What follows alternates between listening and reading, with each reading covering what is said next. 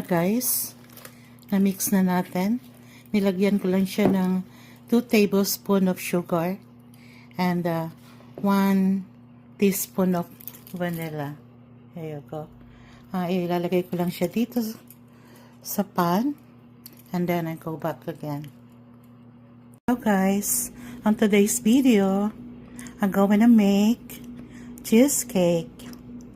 I have here cornstarch, a little bit of cornstarch I'm going to put, and sugar.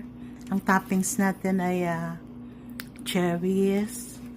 Then we had already the Crumbs Graham. This I make it already.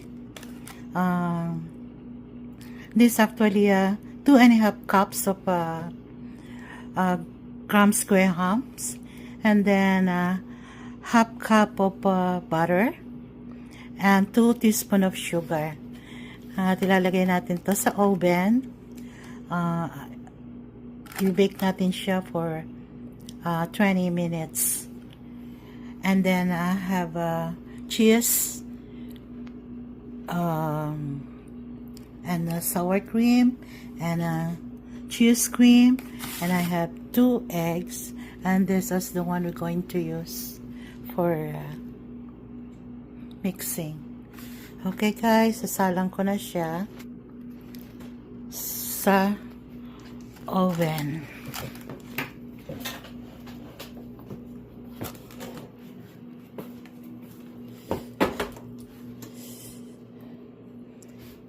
The oven is hot already, so we have to be very careful on turning on it. Oh, there you go. And guys,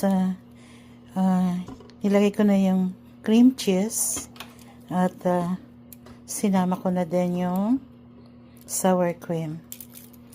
Then we're going to mix it.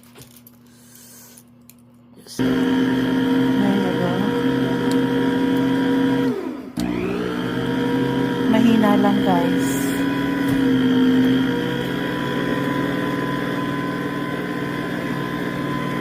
Natin siyang mix.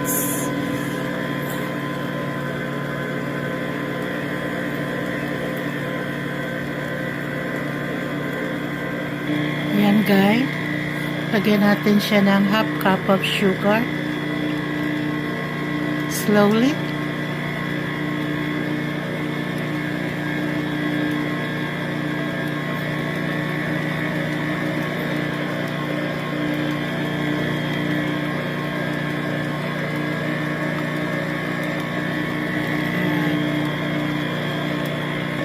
And then cornstarch. 2 tablespoons of cornstarch.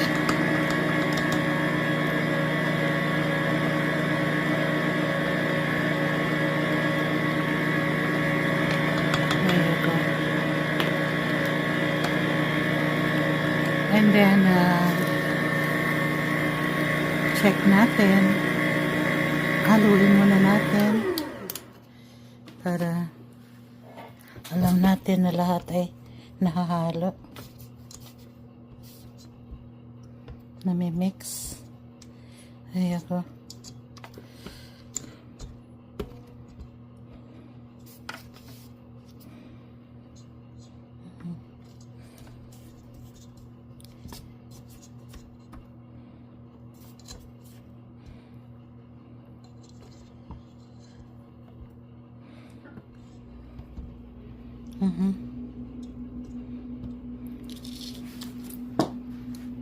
And then lalagyan natin siya ng vanilla.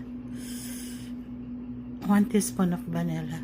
Second. Right, here's the vanilla. Going to mix again.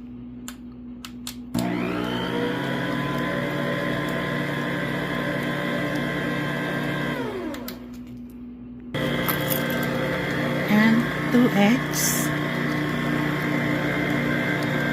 There we go.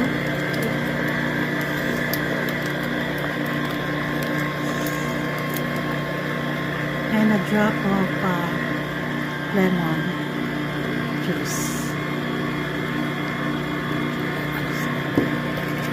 There you go.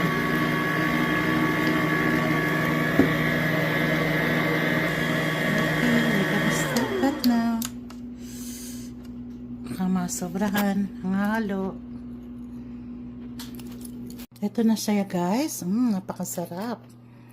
Ngayon, babalutin natin siya ng foil. Ganyan.